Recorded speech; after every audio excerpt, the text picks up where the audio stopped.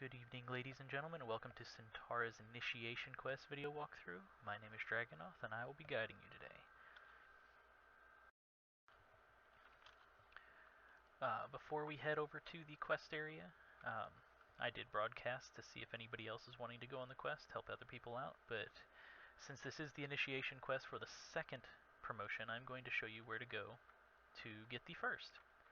First, you're going to go to the depot, and you have to go up 2 floors where you're going to find Queen Yvonne, and you will say hi, promotion, and normally she'll ask if you want to be promoted for $100,000 gold, and you'll say yes, at which point you will be able to then go into the initiation quest at level 600 and work towards your second promotion. This is purely a mock run, as this character already has the second promotion, so I'm just going to be explaining to you the quest as I go along, where there would normally be quest updates and such where you won't actually see them. But gonna get my knight over here. I was at the broadcaster, as you saw, offering to take other people through the quest with me, so we're gonna see if anybody actually showed up, if there's anyone needing it. If not, we will go ahead and get started with just my knight and my mage.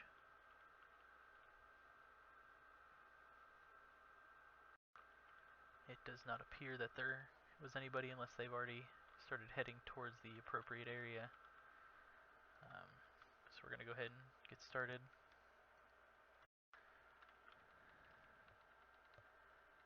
As you can see, some of these things don't particularly take a lot of damage from a low-level mage.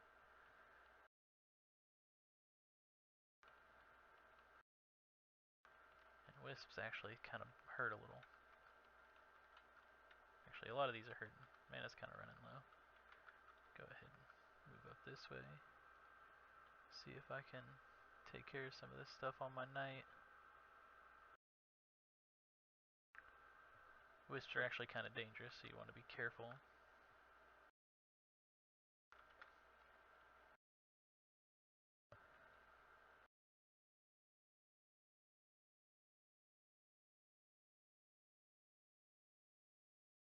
Knights don't do much of any damage whatsoever to ghost creatures like the Descents or the Night Stalkers. So magic damage is probably your best bet. Okay, so the first part of this quest, we need to go up to the Dimension Crawler. And I'm going to show you where best to tank these. Well, I was going to, but one of the mobs is already standing in the spot. But once we kill this health spawn, your blocker will move forward. That way the Dimension Crawler can't get to anyone but your knight.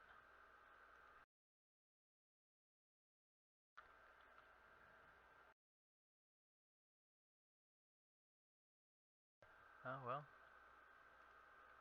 If you don't have them on follow, that is. I don't know if I brought any SDs. I did not. That's why my hotkey's not working. It's best to bring SDs for this particular section of the quest. Let's see. Well, I might have. Maybe I was hitting the wrong button. Let me check.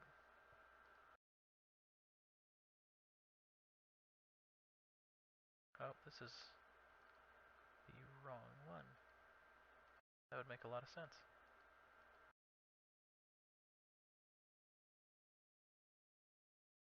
Yeah, I moved all my hotkeys around for a different quest for my low level.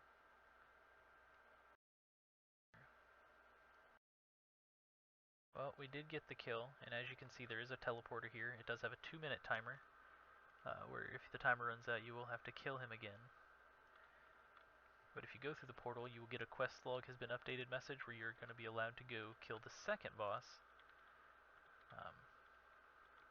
I'm going to go ahead and set up my SDs first. I don't think I have that many. Let's see. Go ahead and just do it on this blank one. And use on target. Alright, now we're on to the next one. It's going to be this area just to the left. It's going to be the Fallen Hero.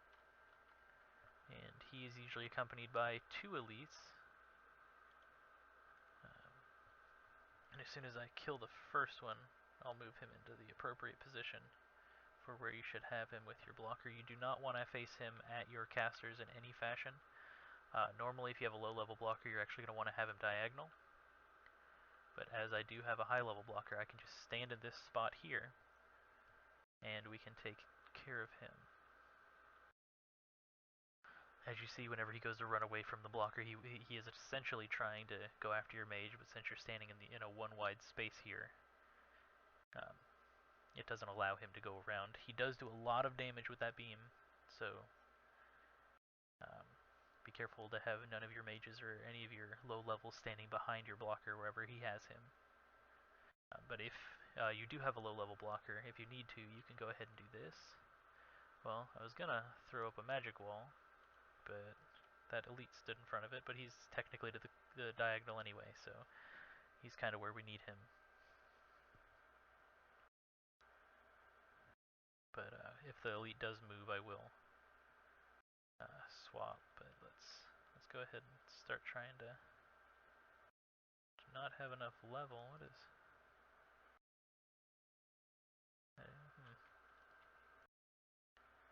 Okay, so I can throw an SD, but I never swapped those hotkeys down. Okay, now we can sudden death him, and this will go a little bit smoother.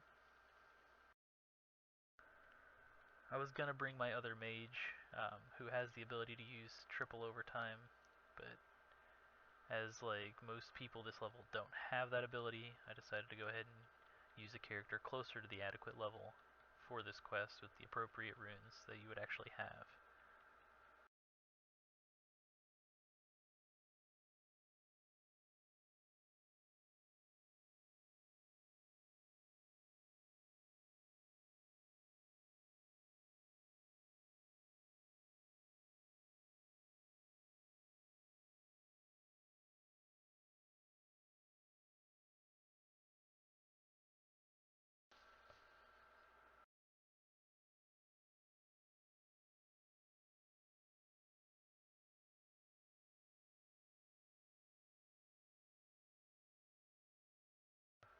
He does, as you can see, run whenever he gets really low health, but since he can't actually go anywhere, it doesn't actually inhibit you at any point during this phase of the quest. And then you would go through the portal, you'd get another quest log update. Probably shouldn't have went through on my mage first. I'm gonna go ahead and step back up where it's safe. And then use my knight to kind of kite those away. And then we're gonna move over here and head over to the third boss fight. Now, as I'm multi-clining this quest, there's a solid chance my mage is gonna die.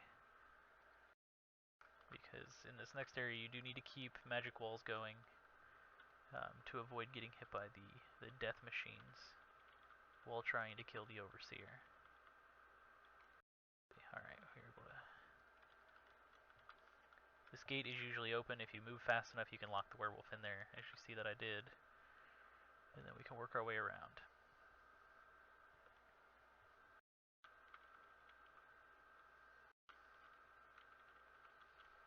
On this upper floor, there's only ever two BKBs.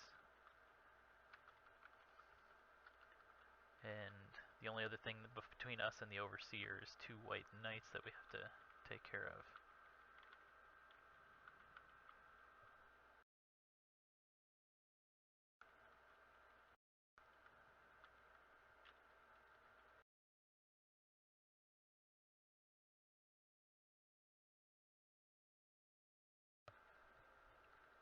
Kind of running low on SDs, but the overseer doesn't take too much to kill.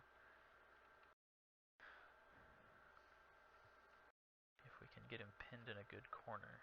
So I'm going to try to set this up with my knight first.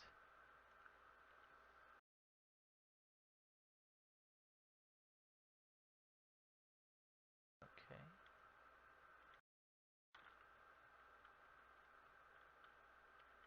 They do make you drunk, and it is kind of a pain.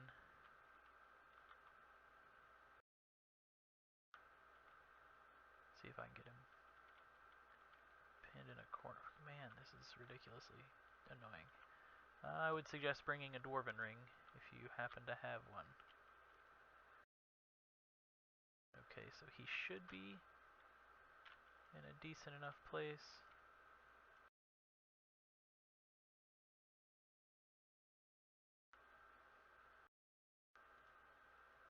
And we can bring the mages down and start working on killing him.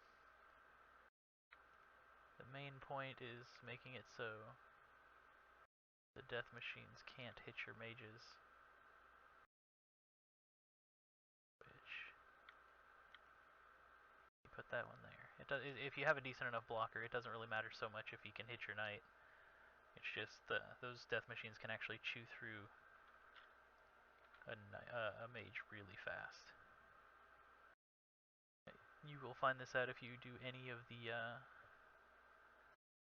staff-hosted events, because they really like to use death machines and paralyzers. Something they're quite fond of.